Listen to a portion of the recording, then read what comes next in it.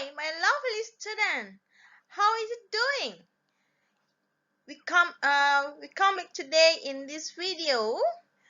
Uh, this video we are study about understanding paragraph in a reading comprehensive. Ya, kita akan memahami sebuah paragraf dalam sebuah bacaan. My lovely student, in this video we only focus about the topics in the paragraph. Ya, topik. Ya. Are you ready, my lovely student? Are you ready? Say yes. Okay. Okay. We comes to next slide about the topic in the paragraph. Paragraph.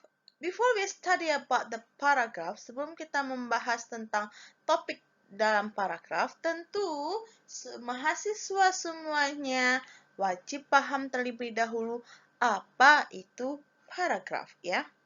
Paragraph is a group of sentences about one main idea.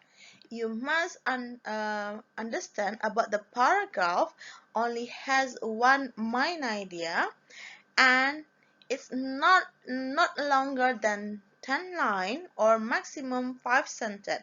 Jadi dalam paragraf itu wajib fokus cuman pada satu main idea. Kalau misalnya mahasiswa menemukan sebuah paragraf, satu paragraf, dia memiliki banyak main idea, itu belum dikatakan paragraf. Dan ketika mahasiswa menulis sebuah paragraf, itu tidak boleh lebih dari 10 line, 10 baris. Dan jika kita jadikan ke sebuah kalimat, itu wajib 5 kalimat. Tidak boleh 5 kalimat dan tidak boleh kurang dari 5 kalimat, tapi boleh lebih dari 5 kalimat. Ya, tapi jangan sampai 100 kalimat pula dalam satu paragraf, ya. Dan wajib diingat adalah a paragraph is a collection of related sentence deal with a single topic. Jadi tadi punya satu topik dan juga satu main idea. Ini ada beberapa pendapat ahli, ya. Ada yang bilang wajib tentang satu main idea atau satu single topic. Ya, kalau misalnya paragrafnya tunggal. Beda lagi kalau sudah essay, ya, mahasiswa semuanya. Jadi paragraf itu wajib memiliki satu topik atau one main idea atau one topic sentence, ya. Jadi struktur paragraf itu seperti burger. Semuanya pernah makan burger, ya. Burger itu terdiri dari 2 lapisan roti dan di tengahnya diisi kadang sayur sama chicken atau sama daging sapi, ya. Jadi topik sentence itu strukturnya adalah seperti burger. Jadi roti pertama itu adalah topik sentence. Sedangkan penjelasan ada sayur, ada tomatoes, ada onion, ada kecap, atau saus sambal, ada chicken atau beef. Itu merupakan supporting sentence-nya yang membahas tentang topik sentence. Sedangkan roti yang terakhir yang itu merupakan concluding sentence. Jadi, satu paragraf itu wajib memiliki satu topik tadi, ya, atau satu main idea, atau satu topik sentence. Lalu dia memiliki supporting sentence. Supporting sentence ini boleh lebih dari 2 kalimat. Ya, boleh lebih dari 2 kalimat. Dan satu concluding sentence. Jadi, ini pembahasan tadi. Topik sentence itu is the main idea of paragraph. Menceritakan kepada pembaca tentang apa sih sebenarnya paragraf ini. Sedangkan supporting sentence adalah yang membentuk kalimat penjelas dari topik sentence tersebut.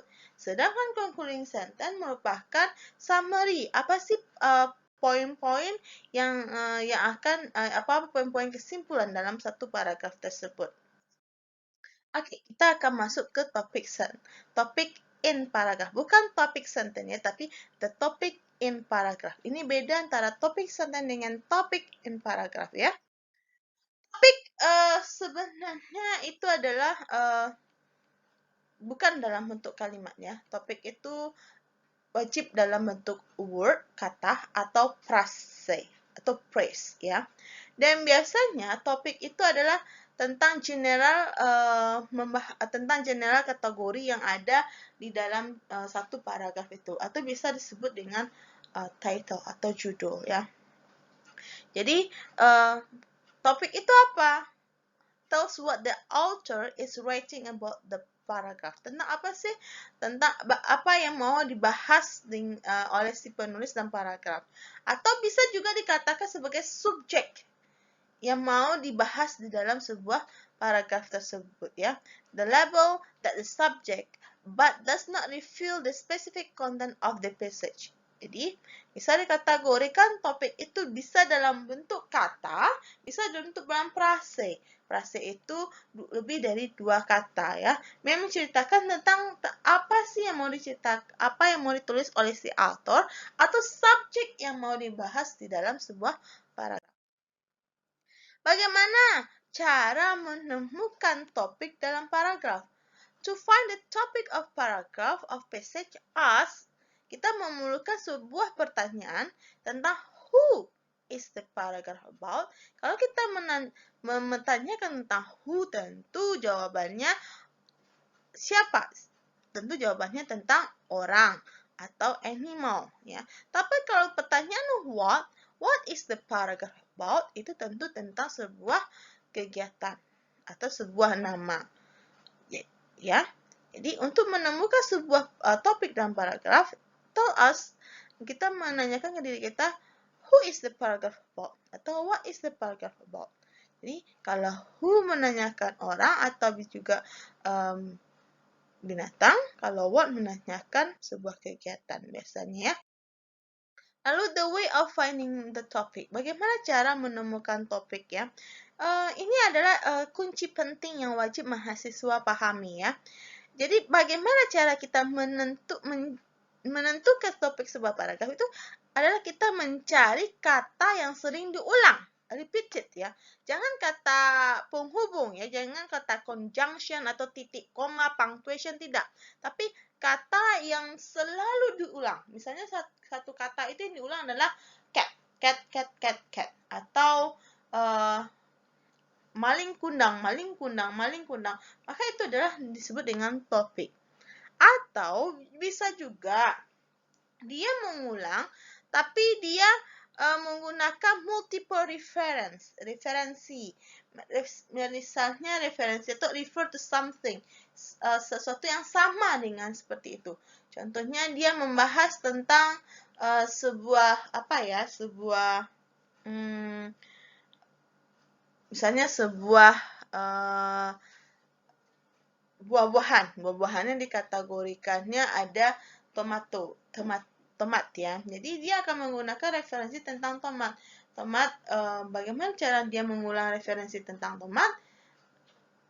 Nah, jadi contohnya seperti ini.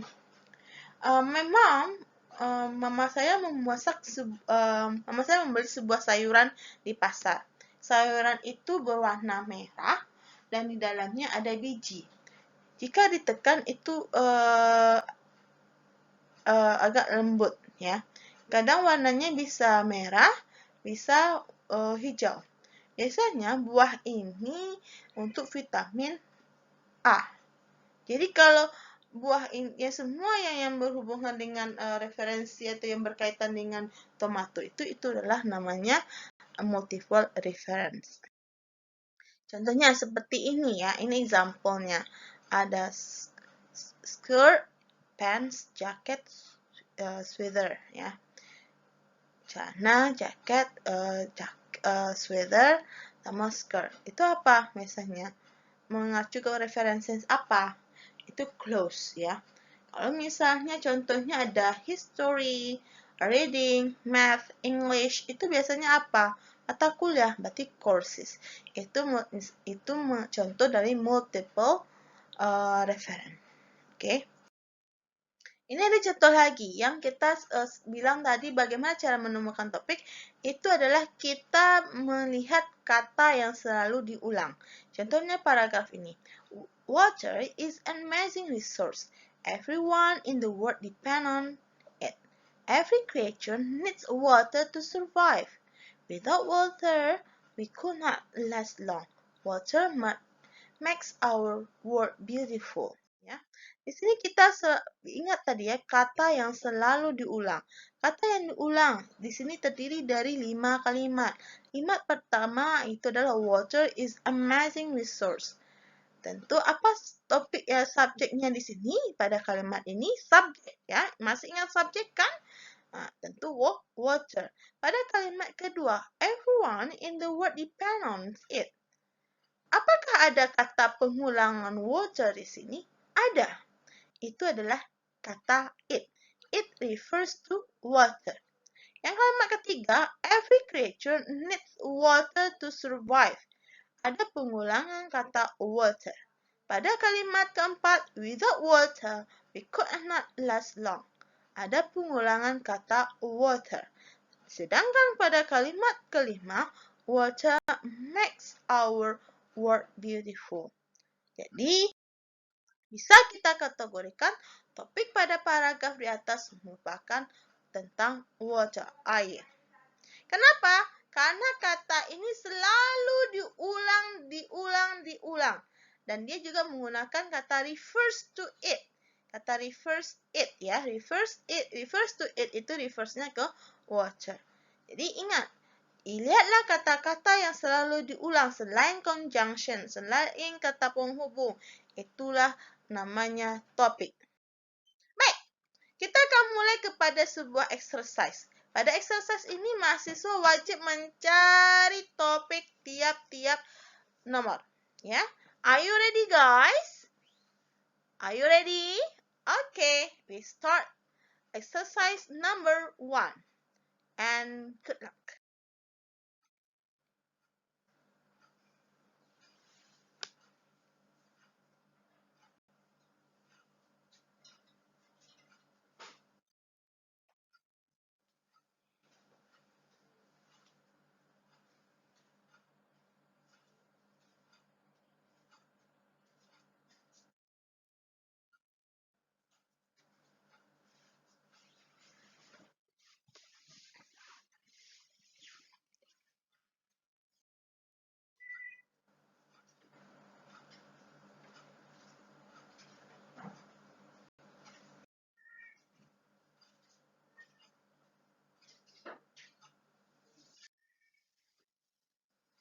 Okay, it is the end of our exercise. Jadi exercise-nya ada 8. Tiap-tiap mahasiswa wajib mencari apa topik tiap-tiap nomor dan salin jawabannya di e-learning kita. Okay, see you next video. Bye-bye.